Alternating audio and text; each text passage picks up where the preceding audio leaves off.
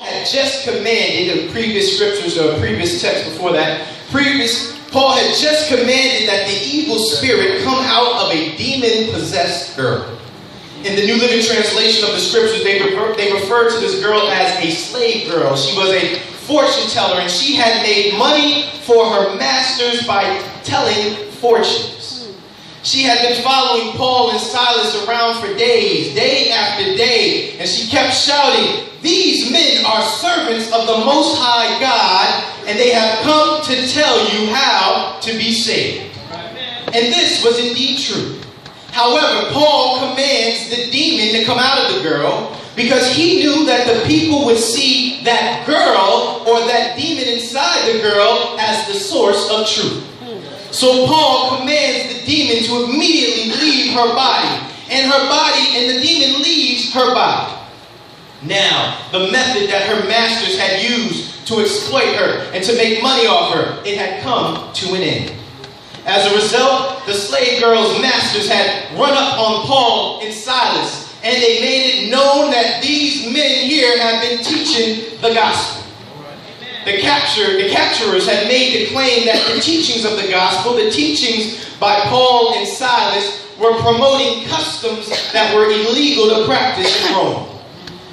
Next thing you know, a mob had formed against these two men. And these two men, Paul and Silas, were stripped, severely beaten, and thrown into prison. The scriptures tell us that they were placed into a dungeon, and their feet were locked into stocks. Now, while researching and preparing for this sermon, I found out that stocks were these wooden frames in which the prisoner's arms and legs would be clamped down. And Rome had added a component to these stocks. They would put your legs into these stocks, but they would have it where your legs would be open to a point where it would stretch you wide open.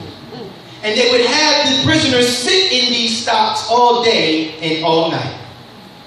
But instead of groveling in pain, the scriptures tell us that around midnight, Paul and Silas were praying to God, and other prisoners were listening.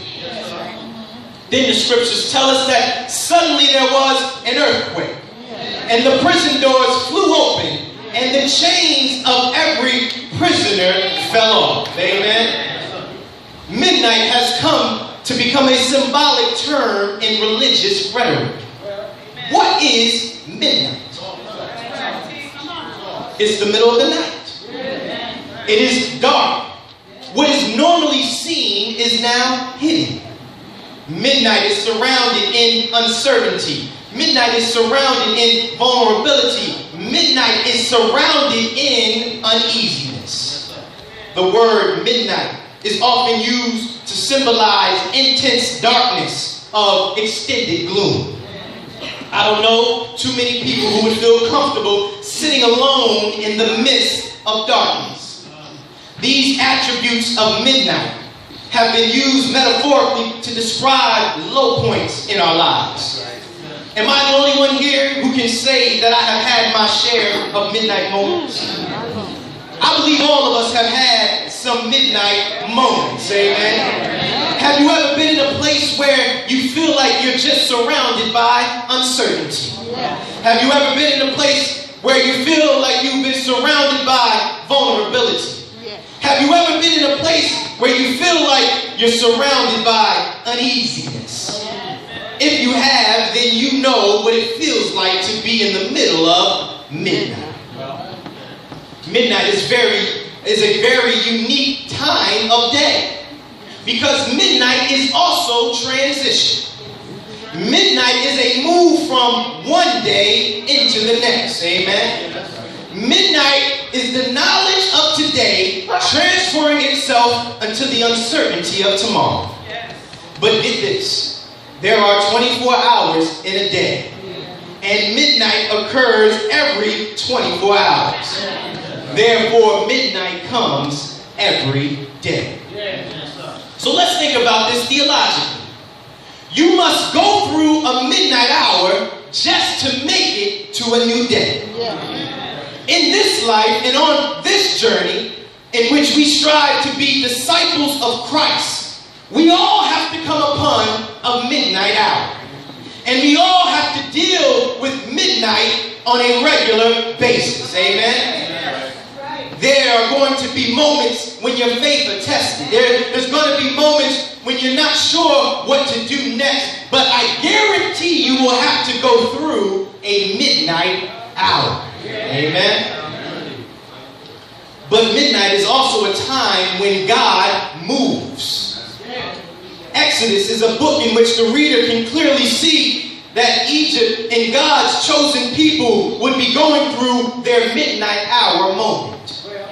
In the book of Exodus chapter 11 verse 4 and 5, Moses tells Pharaoh that God said, about midnight I will go out into the midst of Egypt, and all the firstborn in Egypt shall die, from the firstborn of the Pharaoh that sitteth on the throne, even unto the firstborn of the maidservant that is behind the mill, and the firstborn of the beast. And that 10th plague, God chose midnight as the time he would initiate the final of 10 plagues. It would be midnight that marked the end of the old reign of Egypt. And the old reign would have to pass away to give a new beginning for Israel. Amen? At midnight, Egypt had to have an experience with death so that Israel could prepare for life. A life without subjection. Israel had to prepare for a life without exploitation and a life without slavery. So I say all this to say midnight is transitional. It is a sort of go-between. You have to be willing to let go of some things to get something else. Amen? You have to be willing to let old things die so that new things can be rebirthed in your life. Amen? The midnight hour is necessary in order for us to differentiate from yesterday to today and distinguish from today until tomorrow. We have to go through the midnight hour. Y'all looking at me like I don't know what I'm talking about. I'm coming with it. Amen? I don't know about you, but midnight is something that we have to deal with on a regular basis. And I don't know about you, but I wasn't always satisfied with my life. Amen? I wasn't always satisfied about what I was doing and how I was doing it. I hadn't always had the desire to do the right things.